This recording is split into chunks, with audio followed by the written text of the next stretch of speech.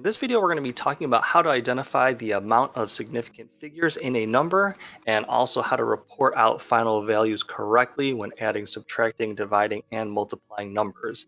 For number one, our first rule is non-zero digits are always significant. So if it is a number besides zero, it's significant 100% of the time. So if it's 1, 2, 3, 4, 5, 6, 7, 8, or 9, you can be sure that it is significant. Number two, zeros between significant figures are always significant. So if you take a look at our examples here, you see those zeros in between non-zero numbers. Those are for sure going to be significant. Number three, a final zero or trailing zeros after the decimal are significant.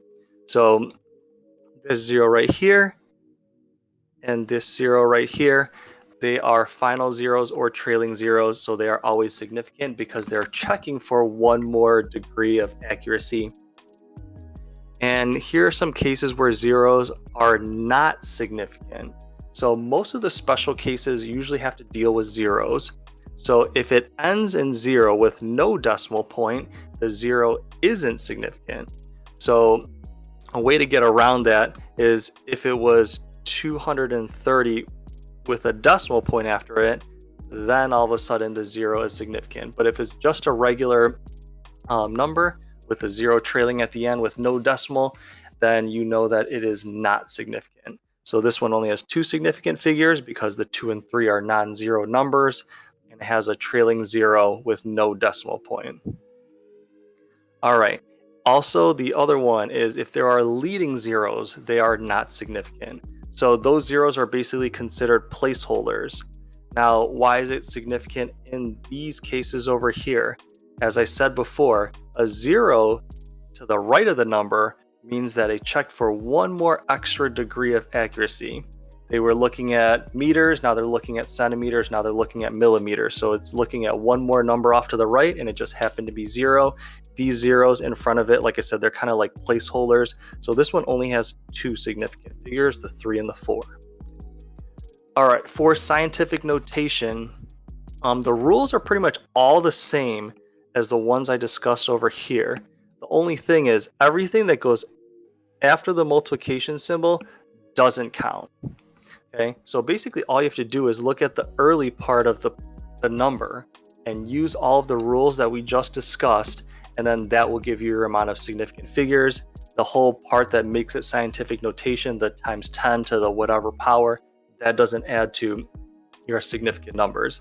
So 4 and 5 are non-zero numbers. 0 is a trailing number, so that one has 3 significant figures. Okay, so that pretty much covers all the rules. Now, when you're adding and subtracting, what you do is you always report an answer with your least accurate number spot. So basically what I mean by that is if you're conducting some sort of lab or activity where you're adding or subtracting numbers, keep all of your numbers while you're calculating. Okay, so you don't have to chop anything off until the very, very end. So if you take 24.2 and add it to 20.59, you're going to get 44.79. Okay, you don't have to worry about changing any of the significant figures until you're reporting your final answer. So I'm going to report an answer with my least accurate number spot. So my 20.59 goes to two numbers after the decimal point to the hundredth spot. This 24.2 only goes to the tenths. So because this one did not check what number followed the 2, I can't report anything past one number beyond the decimal point.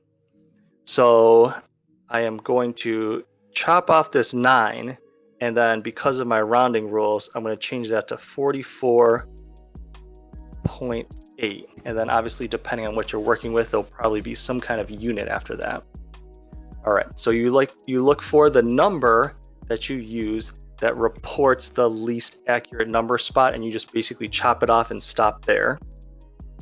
All right, for our very last rule, when dividing or multiplying numbers, you report an answer that matches the least amount of significant figures of your numbers. So I have two examples here, one of them being slightly more complicated than the other, so I put two examples there. So both of them are sort of unique cases. Now we have 4 times 12, which equals 48. Again, don't worry about the numbers while you're working with them. Just make sure you analyze your final answer and then follow the rule of how many significant figures you should report out. Now I only have two numbers here. 4 has one significant figure and 12 has two. Because 4 has the least amount of significant figures out of all the numbers I'm working with, I'm only allowed to report out one significant figure. Okay, now you might be asking yourself, well, 48 already has 2. How do I trim it down to just 1? What you have to do is you actually have to just round it off to 50. Okay, and if it's 50 and no decimal point, so it follows this rule over here, it's ending with 0 with no decimal point, then 5 is actually your only significant figure, and then 50 would be your final answer. For our final example over here, we have 23 times 12.4 equals 285.2. This is by far the trickiest question that I have. So I'm looking for the number with the least amount of significant figures, which is 23. Obviously, that only has two significant figures. This one has 3. So I want to report an answer that only has 2 significant figures. So I'm going to have to do something that's a little bit out of the ordinary. I'm going to have to work down a number with 4 significant figures down to 2. How I'm going to do that is I'm going to convert this into scientific notation. So as a super quick review of scientific notation, however many spots you move the decimal to the left, that's going to be your exponent up here for your scientific notation. However many spots you would move it to the right, that would be the negative number that you would put as your exponent in scientific notation. So for example, I moved it 2 over to the left, so the decimal point would fall right after the 2, and it would be 2.852 times 10 to the second power.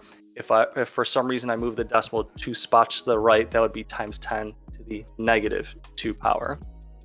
All right, so I'm almost there. I just want to work this number down into 2 significant figures. So I'm just going to go ahead and round that off, and then I would get 2.9 times 10 to the second power, and that is my final answer because I have 2 non-zero numbers, and then anything after the multiplication symbol, none of this counts towards my significant figures. So that is 2 significant figures, which matches the number I worked with that has the least amount of significant figures, my 23, which also had that 2 significant figures. Okay, so that sums up our rules for identifying where your significant figures are, how to work with the zeros, and then also when you are adding, subtracting, dividing, or multiplying, how to handle your numbers in those cases. Thank you for watching and listening.